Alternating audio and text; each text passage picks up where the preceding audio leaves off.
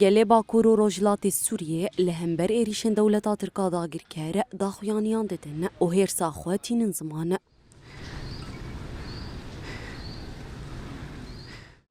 تتعرض مناطقنا الآمنة والمسالمة في شمال وشرق سوريا. مجلس هفگرتنا آل البيت و سازیا اولی بداخویانیه که ایریشن دومدار این داگرکریا دولتا ترک لدیجی هرمی شرمزار کرن. داخویانیه دهات گوتن که دولتا ترک دبن ناو اسلامی ده تفدگره لی اوج اسلامیت دوره. هروها هات دست نشان کرن که دولتا ترک به ایریشن خواه دواهی پیوانین مرووی بن پیدکه. فوق ما يعيشه من حصار وحرب لم تنتهي بعد.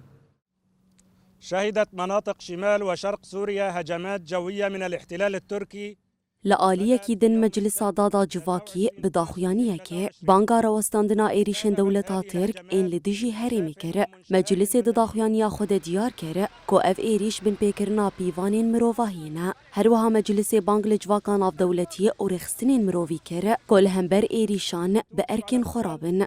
حل جميع النزاعات بالطرق السلمية. لم تتوقف الدولة التركية.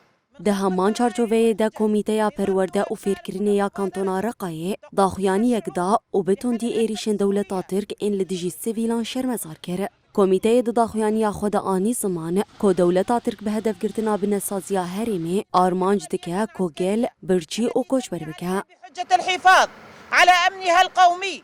في حين يحتفل العالم بعيد الفصح المجيد وفي حين يتطلع السوريين پارتیان سیاسی لکانتونا من به جهی دیار کرن که دولتا ترک جدسپیکا آلوزیا سوریه و شهر و آلوزی آفراند و گلک هریمن سوریه داگر کر. پارتیان بانگل آلیین ناو نتوایی رخصتین حقوقی کرن که ریل پیشیا سوجن دومدار این دولتا ترک بگرن. مدن شمالي وشرق سوريا مستهدفا